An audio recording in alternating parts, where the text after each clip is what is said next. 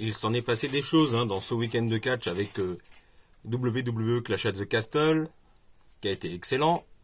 Ensuite, il y a eu Worlds Collide qui était très bon, et aussi NXT Worlds Collide qui était très bon, et AEW All Out.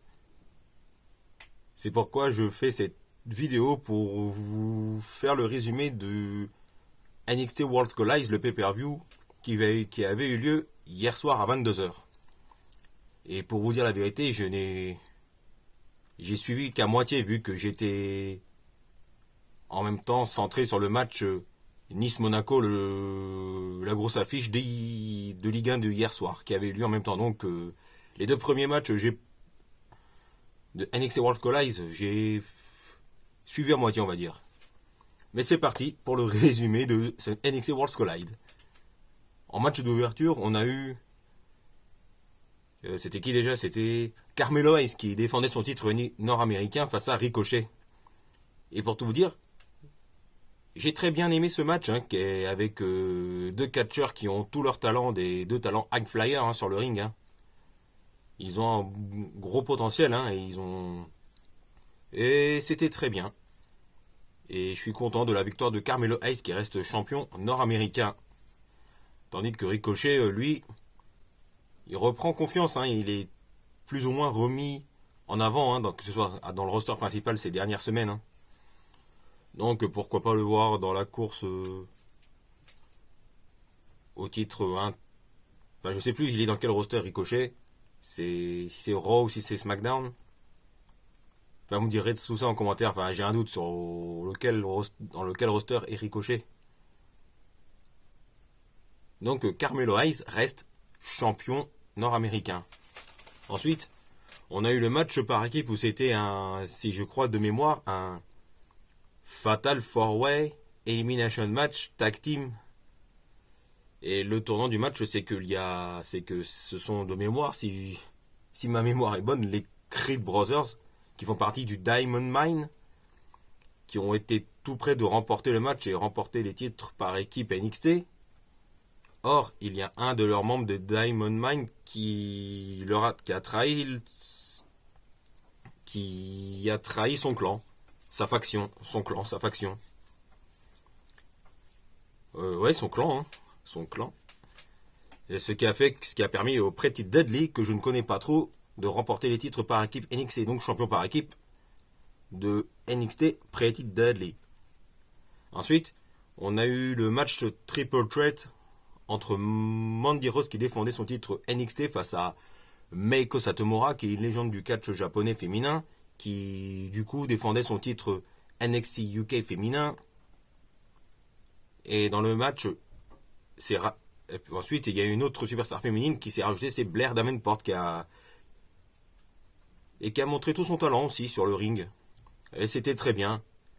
Même si j'aurais mis une victoire de Meiko Satomura, enfin, je crois que ça se dit comme ça.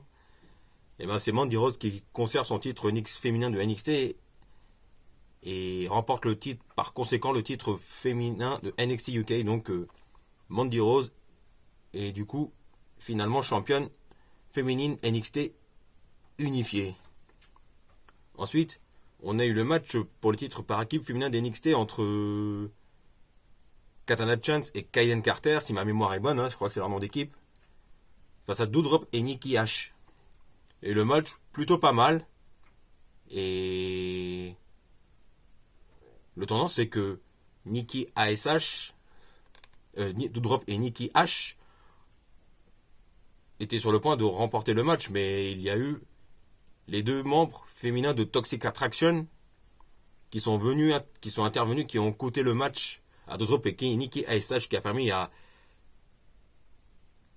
Katana Chance et Kaiden Carter de rester championne féminine par équipe de NXT.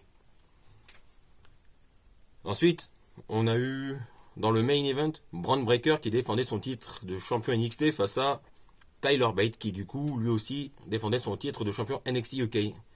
Et le match était très bon. On a eu de l'intensité, il y a de l'alchimie entre ces deux superstars NXT.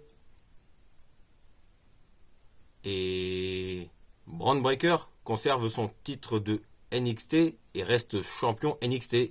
Et du coup, par conséquent, est aussi champion NXT UK, donc Bron Breakker est nouveau champion NXT unifié. Et n'oublions pas que le pay-per-view Worlds Collide qui avait lieu hier soir à 22h était la dernière du roster de NXT UK, car rappelons-le que NXT UK est désormais remplacé par NXT Europe. On devrait avoir tous les shows télévisés dans de nombreuses villes d'Europe à compter de l'année prochaine, hein, si ma mémoire est bonne. Voilà, pour ce qui est de Worlds Collide, du résumé de Worlds Collide, pay-per-view NXT qui a été très bon. Ensuite, je peux vite fait vous parler du pay-per-view AEW All Out qui avait eu lieu cette nuit à 2h du matin. Et le pay-per-view a été très bon. Notamment le match entre Bryan Danielson, qu'on connaît tous sous le nom de Daniel Bryan, face à Chris Jericho. Deux grandes superstars qui ont marqué mon enfance lors de la génération NT1 à la WWE.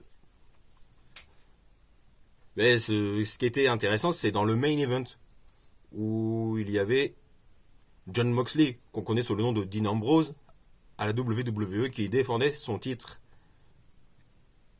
AEW face à CM Punk, qui était à domicile à Chicago, hein, car rappelons que CM Punk vient de Chicago. Hein. Et c'est dans sa ville natale de Chicago que CM Punk avait remporté le titre WWE face à John Cena dans le main event de Money in the Bank 2011. Hein. Donc, Chicago, la ville natale de CM Punk, ça a réussi plutôt bien au Best in the World. Et là aussi, c'était un très bon match, hein, entre Jon Moxley et CM Punk. Et au final, c'est CM Punk qui regagne le titre AEW chez lui à Chicago et est donc champion de la AEW pour la deuxième fois depuis qu'il est à la AEW. Et ce qui était intéressant, c'est ce qui s'est passé après le match, car un peu plus tôt dans la soirée, il y a eu une superstar mystère qui a remporté je ne sais plus comment on appelle ça, le buy-in, je crois, en début de show, où chaque superstar, l'objectif c'est de récupérer le jeton afin d'avoir une opportunité pour le titre AEW. Et cette superstar mystère, c'est MJF. MJF donc a fait son grand retour à la AEW All Out hier soir, enfin cette nuit quoi. Car rappelons-le que MJF que c'était plus ou moins tendu entre MJF et la AEW, mais tout est rentré dans l'ordre. Je dis bien, tout est rentré dans l'ordre depuis le temps et depuis quelques mois. Hein, c'est devenu une storyline où MJF a été écarté. Scénaristiquement parlant, hein, c'est du kayfabe, c'est du faux, c'est une storyline. Et donc, MJF a fait son grand retour cette nuit. Et je suis déjà pressé de voir le match, enfin le futur gros match entre CM Punk et MJF pour le titre AEW dans le prochain pay-per-view AEW. Voilà, c'était un plaisir d'avoir fait ce résumé des deux grands shows de catch avec vous. Et passez un bon début de semaine à tous. Et n'oubliez pas de vous abonner et de cliquer sur la petite cloche si ces vidéos vous ont plu. Allez, salut!